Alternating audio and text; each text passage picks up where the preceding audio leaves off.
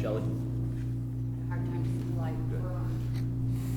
Good evening, everybody. Welcome to the July 30th meeting of the Lewiston Board of Appeals. Can I get a roll call, John, or Shelley? Certainly. All right, Jeffrey Goslin. Here. Bernie McAllister. Melanie Here. Dorn is out this evening. David Projansky. Here. Amanda Karamba is out this evening. Rilwan Osman. Here. William Coffin. Here. Paul Colasante. Here. And Matthew Agron. Present. Thank you. For the purposes of this meeting, our two associate members, Matthew and Paul Wolf, both will be voting this evening in the absence of our other members, just to make the adjustment. Any adjustments to the agenda? There are none. None. Any correspondence related to the business at hand? There are none. So we are on to item 4, one piece of new business, which is an application submitted by Sandra Bishop at 30 Beckett Street for a variance to place a pool within the required setback area. John, you want to give us just an update of your memo?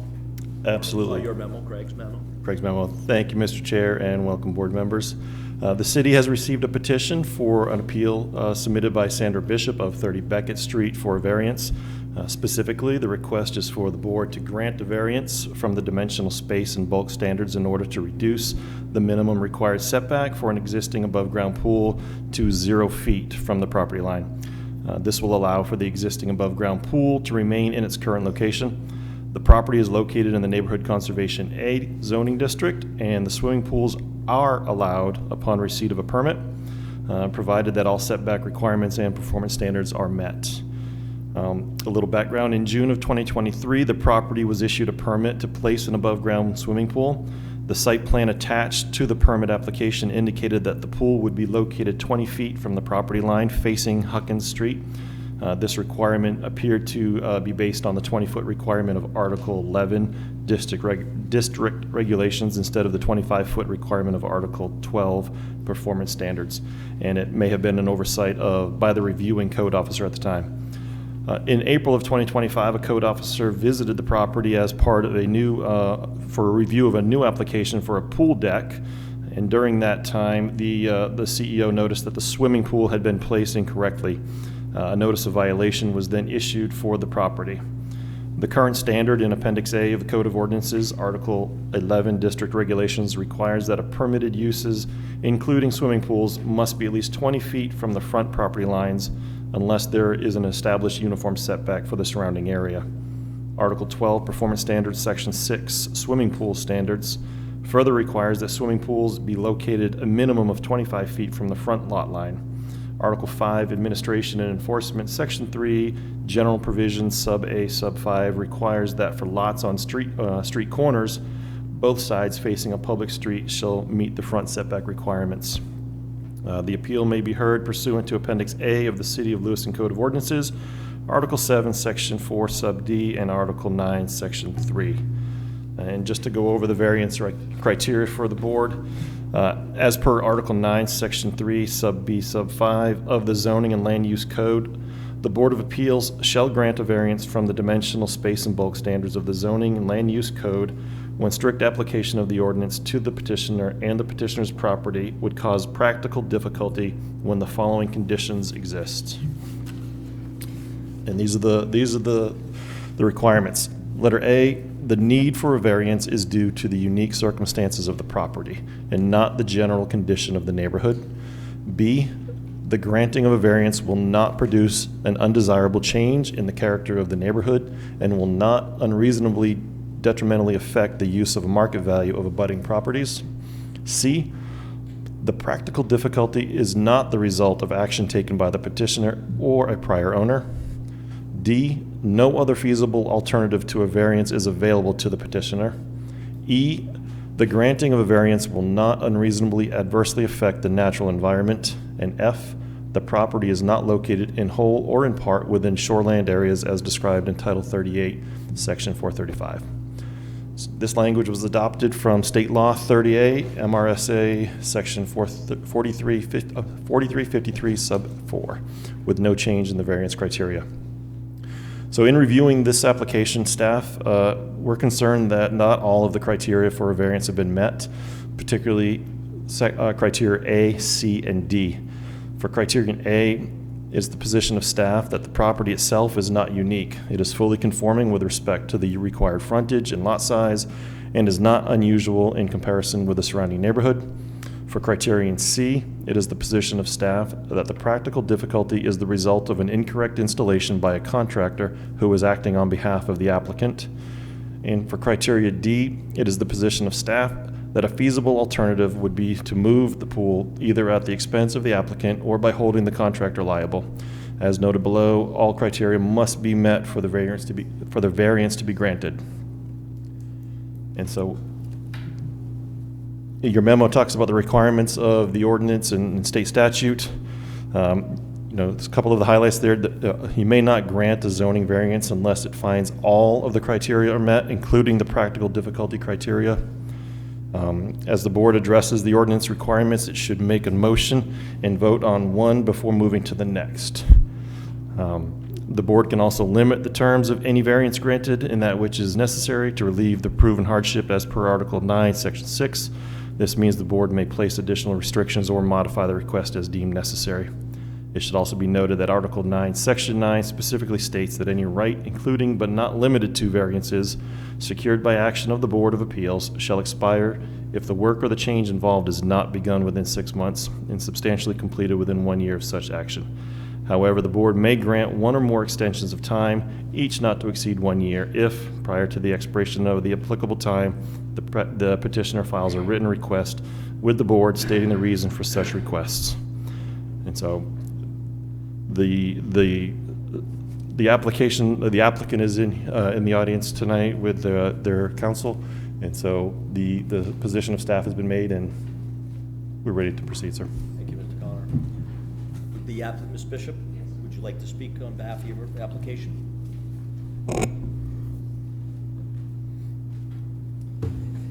Thank you, Mr. Chair. I'm going to speak on behalf of Mrs. Bishop. State your name, sir. Ben Hartwell with Steve Smith Trial Lawyers. So first of all, I mean, this is a unfortunate situation. She just wanted to get a pool installed. She got the permit. The permit showed 20-foot setback requirement, gave that to the contractor. It was missed during the installation, and then a fence was put up, and then it was realized about 2 years later when she wanted to build a deck that the pool was installed right close to the property line. With the fence that is there, you actually can't see it from the road. You can only see it from the air, basically. So there's really no impact on the neighborhood. What I've prepared that was not part of the application, I just prepared it this afternoon, is for each of the criteria, some potential findings of fact that could justify a variance. So if I may, I'd like to give a copy to Please do. everybody, and then I can go over that. Yep. Nope. Thank you.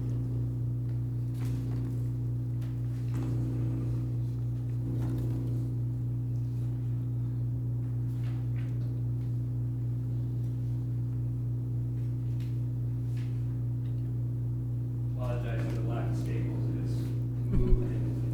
It's MIA at the moment.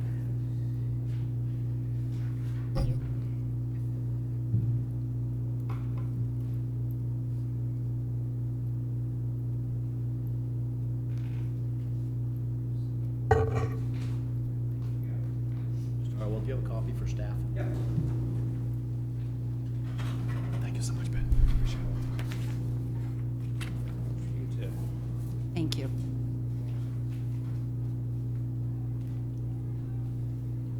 Mr. Harwell, I'll let you just address them. You know, we've got it, we'll read it as you're speaking, but if you want to address each one, just to help us follow along with you. Sure.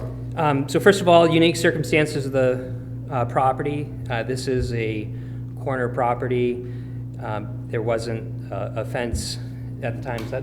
Is that right? Okay, I want to make sure I'm not misspeaking. The fence hadn't been installed yet, so I suspect the contractor may have measured from the road instead of the property line. A lot of people don't understand that the edge of the road isn't the property line. So basically, with that, there was some the potential for confusion with the corner lot that not all lots are measuring from multiple points. The second criteria, no undesirable neighborhood impact. I don't think that one's in dispute. Again, you can't see it from any neighbor, from the road or anything. C, not the result of the petitioner's actions. And this was, she hired Rick's Pools to install the pool and had faith in their ability. They have a duty to install to code as an implied warranty of workmanship. Now, their contract does say on the back that the placement is up to the owner, but that actually wasn't signed. The back, there's a signature line on the back of the estimate, and that wasn't signed. So it's definitely the action of Rick's Pools who caused this problem. And that ties into no feasible alternative. We did send a demand letter to Rick's Pools identifying how they violated the Maine Home Construction Act in multiple ways by missing certain provisions in a contract that the act requires, and then that act is prima facie evidence of a violation of the Unfair Trade Practices Act. That said, we did receive a response essentially telling us to pound sand. So the only alternative to a variance is litigation, which comes with risk and cost, get very expensive. This would be, a variance would be the simplest solution here. And then E and D, those aren't in dispute, no adverse environmental impact. This is an above ground pool, and this is not in the shoreline Thank you, Mr. zone. Harwell, this is helpful. You're welcome.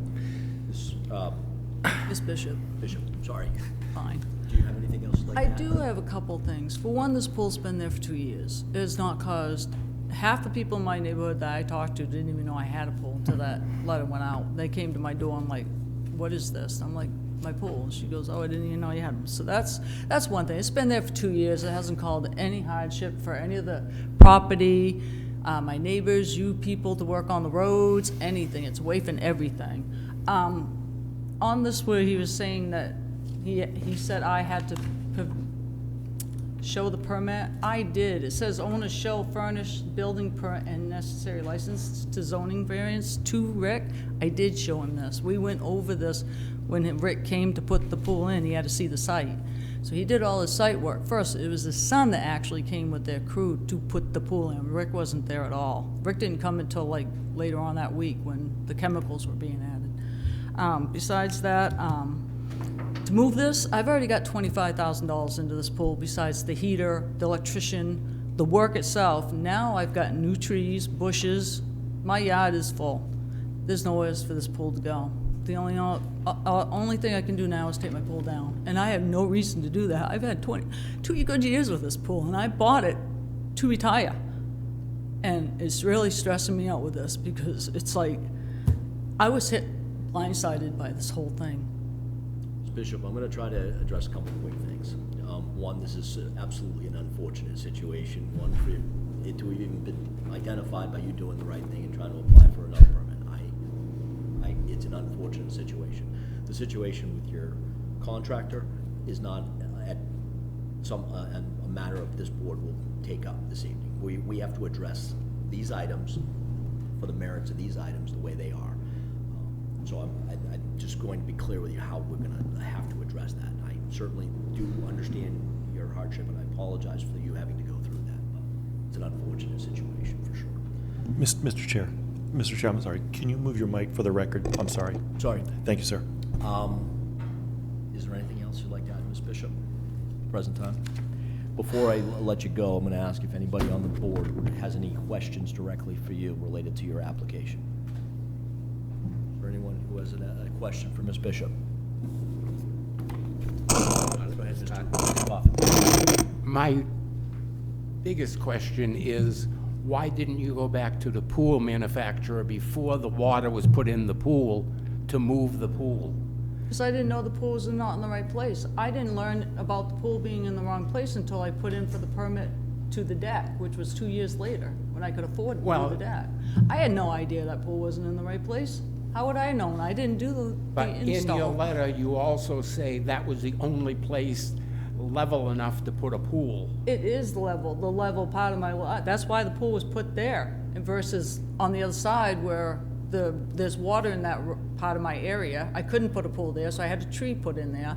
I have now landscaped my whole backyard. There is no other place in that whole area for that pool except where it's at now.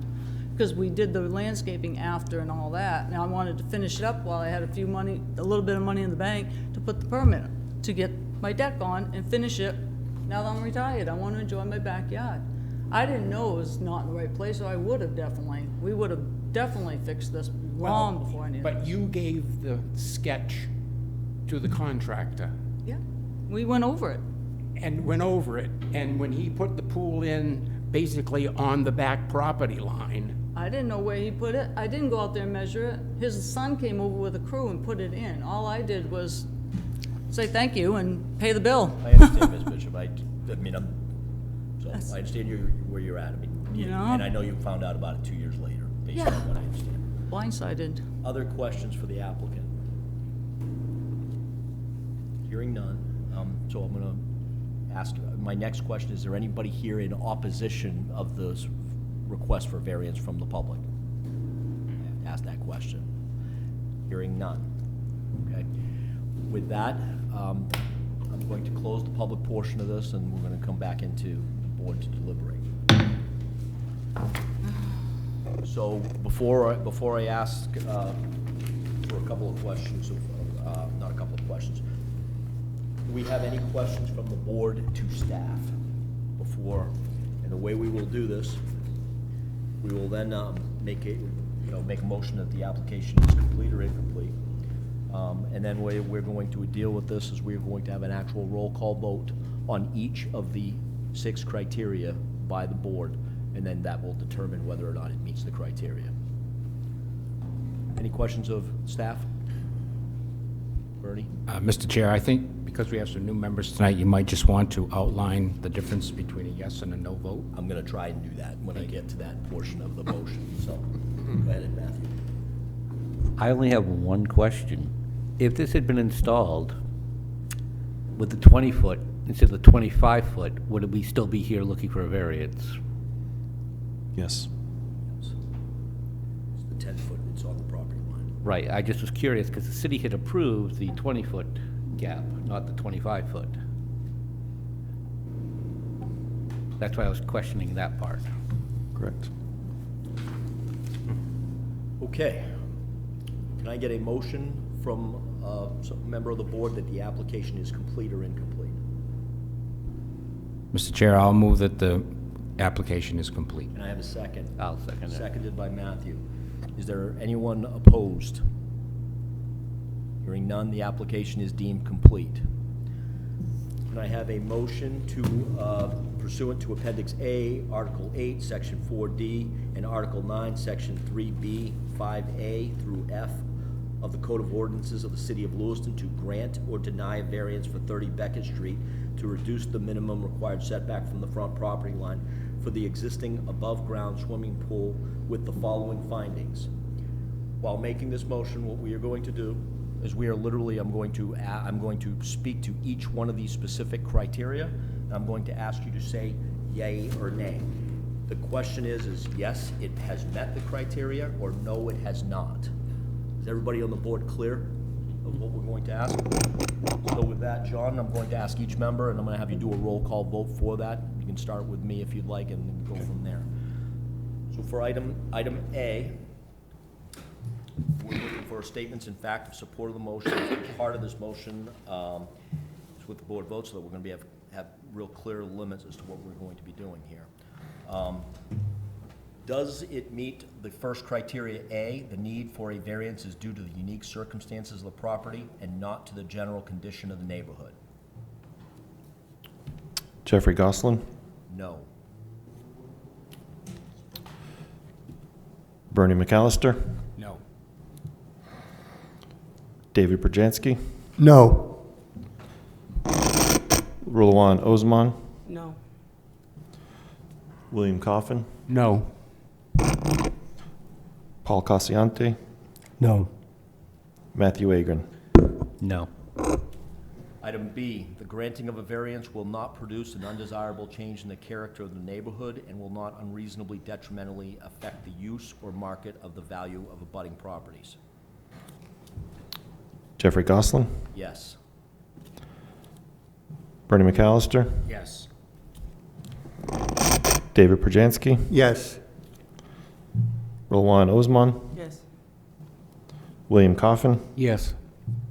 Paul Calisante, Yes. Matthew Agron. Yes. Item C, the practical difficulty is not the result of the action taken by the petitioner or a prior owner. Jeffrey Goslin, No. Bernie McAllister, No. David Brzezinski, No. Rulawan Osman, No. William Coffin, No. Paul Calisante, No. Matthew Agron. No. Item D, no other feasible alternative to a variance is available to the petitioner. Jeffrey Goslin, No. Bernie McAllister, No. David Brzezinski, No. Rulawan Osman, No. William Coffin, No. Paul Calisante, No. Matthew Agron. No. Item E, the granting of a variance will not unreasonably adversely affect the natural environment. Jeffrey Goslin, Yes. Bernie McAllister, Yes. David Brzezinski, Yes. Rulawan Osman, Yes. William Coffin, Yes. Paul Calisante, Yes. Matthew Agron. Yes.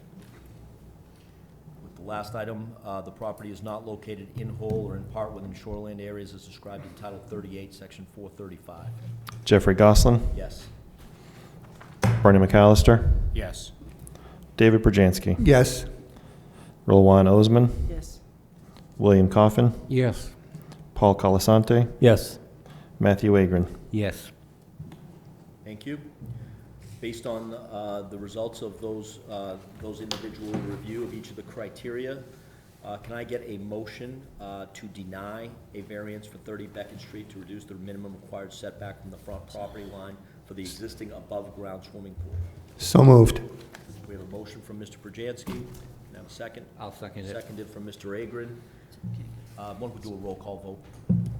Jeffrey Goslin, Yes? Bernie McAllister, Yes.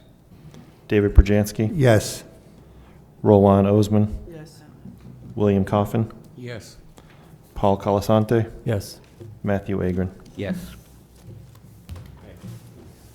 Okay. Hearing that, I mean, the variance has been denied, and again, I apologize for the unfortunate situation that you have here. We're following the state statute. Best of luck in the future endeavor with this project, so. Okay, that takes us to item 5, which is a reading of the minutes, which is reading of the minutes from January 15th. I do not have Paula here to review in great detail like she used to do. I don't know if anybody here has done a thorough review of the minutes. But I am looking for a motion to accept the minutes as presented for January 15th. I'll make a motion to accept these minutes. They seem Second. to be all right. Seconded by motion by Mr. Agron, second by Mr. Calisante. Anyone opposed to the approval of the minutes? Hearing none, we have the approval of the minutes, for the January 15th meeting.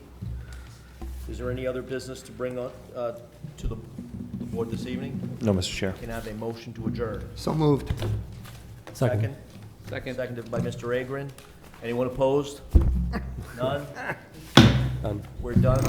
Who I will seconded? shut us down. Who moved? You seconded. Who moved that? I'm sorry. David. David. David. Are we off? No, we're not. Not yet. Do you want to shut that off first?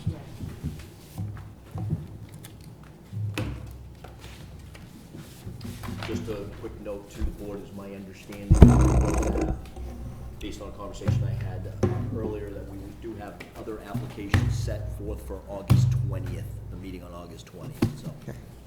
So like It's next a- week. It is literally a scheduled meeting,